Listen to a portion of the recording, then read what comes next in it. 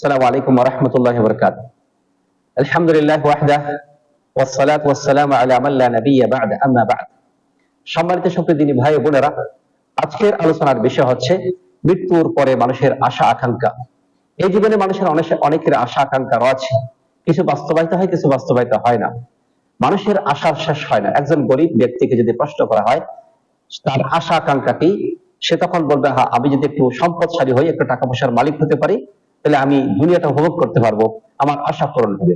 একজন রোগীকে জিজ্ঞেস করা হলে, সে যে ব্যক্তি হাসপাতালে বিছানায় সবসময় শুয়ে থাকে, খেতে পারে না, ঘুমাতে পারে না, সে আশা করবে আমি যদি একটু এক মুঠো ভাত খেতে পারতাম, এক রাত ঘুমাতে পারতাম, এক গ্লাস পানি পান করতাম, তাহলে আমার আশা পূরণ হতো। একজন ধনী ব্যক্তিকে জিজ্ঞেস করা হলে, তাকে যদি জিজ্ঞেস করা তার অনেক গাড়ি আছে, বাড়ি আছে, সে বলবে যে আমার যে আরেকটা গাড়ি হয়, আমার যে আরেকটা বাড়ি হয়, তাহলে আমার আশাটা পূরণ হবে।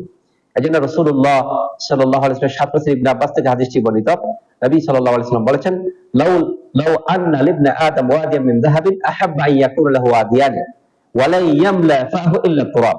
যদি আদম সন্তানের একটি উপত্যকা থাকে সোনা ভরা ভরপুর হয়ে, সে আশঙ্কা করবে যদি আরেকটা হইতো, আর দুইটা হইতো, তাহলে আশা করতেই থাকবে। এবং বললেন যে মাটি ছাড়া মানুষের পেট কখনো ভরবে না। এই জন্য প্রিয় বন্ধুগণ, মানুষের জীবনের অনেক আকাঙ্ক্ষা থাকে। দুনিয়াতে তারা আশা আকাঙ্ক্ষা পূরণ করার জন্য ব্যবসা বাণিজ্যে, টাকা পয়সা, স্ত্রী পুত্রে ব্যস্ত হয়ে পড়ে। এমনকি সে মৃত্যুর মুখোমুখি হয়ে যায়। মৃত্যুর পর দুনিয়ার হিসাবে, কর্মকাণ্ডের হিসাব হয় কিয়ামতের মাঠে। কবরে একা একা থাকতে হয়, কবরে সে আশা আকাঙ্ক্ষা করবে। দুনিয়ার এসব কর্মকাণ্ডের হিসাব নিকাশ দেখতে কিয়ামতের দিন মানুষ দিশাহারা হয়ে পড়বে। সেই সময় সে আশা আকাঙ্ক্ষা করতে থাকবে। এই জন্য মানুষের মৃত্যুর পর কিছু আশা থাকে। সে সম্পর্কে এক নম্বর হচ্ছে, হাই, আমি যদি মাটি হয়ে যেতাম।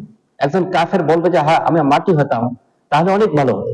মৃত্যুর পর নিজের কৃতকর্ম দেখে অবাধ্যকারীরা ভয় পেয়ে যাবে, তখন মৃত্যু যন্ত্রণা আযাব থেকে বাঁচার সে আশা আকাঙ্ক্ষা করবে। আল্লাহ পাক কোরআনে কারীমের সূরা নাবার 40 নম্বর আয়াতে বলেছেন, ইন্না আনজালনাকুম আযাবান করিবা ইয়াওমা ইয়ানজুরু মার'উ মা কদ্দামাত ইয়াদাহু ওয়া ইয়াকুলুল কাফিরু ইয়া লাইতানি কুনতু তুরাবা। আমি তোমাদের আসন্ন শাস্তি সম্পর্কে সতর্ক করলাম, যেদিন মানুষ প্রত্যক্ষ করবে যা সে সামনে মৃত্যুর আগে পাঠিয়েছে। আপনার আমলনামা যখন আপনার সামনে চলে আসবে, তখন আপনি প্রত্যক্ষ করবেন। সেদিন কি হবে? ওয়া ইয়াকুলুল কাফিরু ইয়া লাইতানি কুনতু তুরাবা। কাফির সেদিন বলবে, হায় আফসোস, আমি যদি মাটি হয়ে যেতাম। এজন্য আব্দুল্লাহ ইবনে আমর ও আবু হুরায়রা রাদিয়াল্লাহু আনহু বর্ণিত, কিয়ামতের দিন সমস্ত ভূপৃষ্ঠ সমতল ভূমি হয়ে যাবে। এখানে মানুষ, জিন, গৃহপালিত জন্তু, সব কীট পতঙ্গ সবকিছু একত্রিত করা হবে। জন্তুদের মধ্যে কেউ যদি দুনিয়াতে অন্য জন্তুর কি করে জুলুম করে থাকে, শিংওয়ালা ছাগল যদি শিংবিহীনকে আক্রমণ করে থাকে, তখন ওই শিংবিহীন ছাগলকে তার প্রতিশোধ গ্রহণ করার জন্য নির্দেশ দেওয়া হবে, প্রতিশোধ নেওয়া হবে।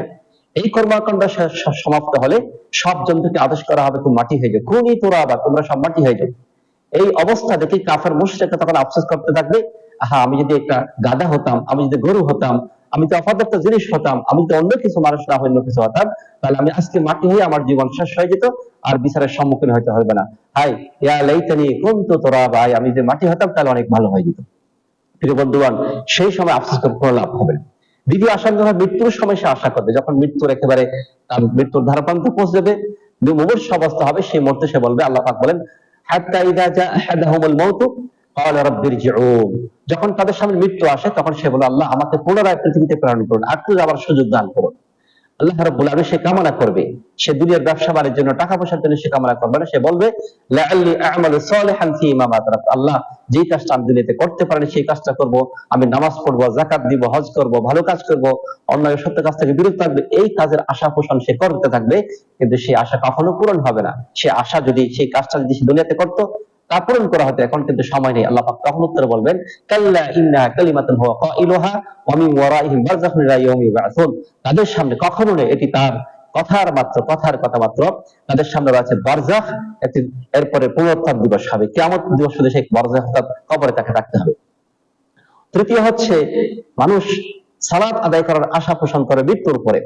নবী আলাইহিস সালাতু ওয়াস সালাম এক সময় একটি কবরের মাঠ দিয়ে যাচ্ছিলেন, আবু হুরায়রা থেকে হাদিসটি বর্ণিত। রাসূলুল্লাহ সাল্লাল্লাহু আলাইহি ওয়াসাল্লাম জিজ্ঞেস করলেন, মান সাহিবু হাদাল কবর, এই কবরের মালিককে, এই কবরের কে অধিবাসী কে? তখন সাহাবারা বললেন, অমুকের ছেলে অমুক। বললেন, নবী সাল্লাল্লাহু আলাইহি ওয়াসাল্লাম বললেন, রাকাআতান আহাব্বু ইলাইহি হাযা মিন বাকিয়াতি দুনিয়া। রাসূলুল্লাহ সাল্লাল্লাহু আলাইহি ওয়াসাল্লাম বলেন, বর্তমানে তোমাদের দুনিয়ার ধন সম্পদ থেকে ওই লোকটির কাছে অধিক প্রিয় হচ্ছে 2 রাকাত সালাত আদায় করা। মৃত্যুর পরে আশা পোষণ করবে, কবরে আশা পোষণ করে, হারে আমি যদি দুনিয়া থেকে যেতে পারতাম 2 রাকাত সালাত আদায় করতে। এখন আপনার সময় অনেক সময় আছে, আপনি 2 রাকাত 4 রাকাত পড়তে পারেন, কিন্তু সেই সময় আপনার সব আশা পূরণ করা হবে না। চতুর্থ নম্বর হচ্ছে সাদকা, দান সাদকা করতে আগ্রহ পোষণ করবে। সে যাকাত দিতে হবে, সাদকা দিতে হবে, তার অনেক সম্পদ সবগুলি সে বিয়ে করতে চাইবে। আল্লাহ পাক বলে পবিত্র কোরআন কারীমের মধ্যে, ও আনফিকু মিম্মা রাযাকনাকুম মিন ক্বাবলি আন ইয়াতিয়া আহাদাকুমুল মাউত ফায়াকুলু রাব্বি লাউলা আখারতানি ইলা আজালিন করিব ফাআসাদদাকা ওয়া আকুম মিনাস সালিহিন। আল্লাহ পাক বলে, আমি তোমাদেরকে যে রিজিক দিয়েছি তোমরা তা থেকে ব্যয় করো, তোমাদের কারো মৃত্যু আসার পূর্বেই, মৃত্যুর পূর্বেই করতে হবে।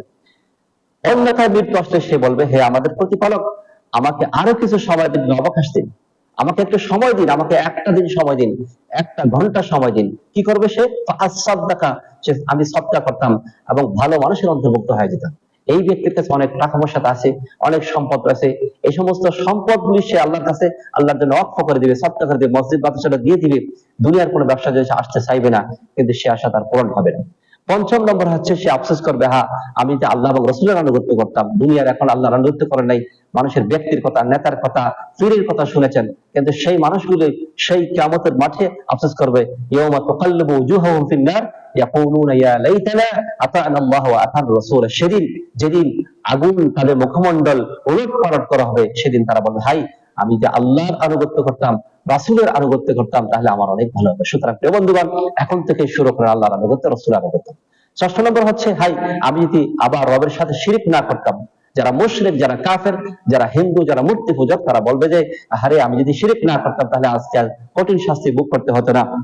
আল্লাহ পাক সে সম্পর্কে বলেছেন যে সূরা কাহফের, ইয়াকুলু ইয়া লাইতানি লাম উশরিক বিরাব্বি আহাদা, সে বলবে আফসোস আমি যদি পালন করতে শরীক না করতাম তাহলে আমার অনেক ফায়দা হতো, আমি আজকে কঠিন শাস্তির সম্মুখীন হতাম। সুতরাং বন্ধুগণ, মৃত্যুর পরে মানুষের আশা থাকবে, আকাঙ্ক্ষা থাকবে সালাত আদায় করার জন্য, যাকাত দেওয়ার জন্য, কুফরি থেকে বাঁচার জন্য, শিরক থেকে বাঁচার জন্য, কিন্তু সেই সময় কোনো লাভ হবে না। এখনই আপনাকে চেষ্টা করতে হবে।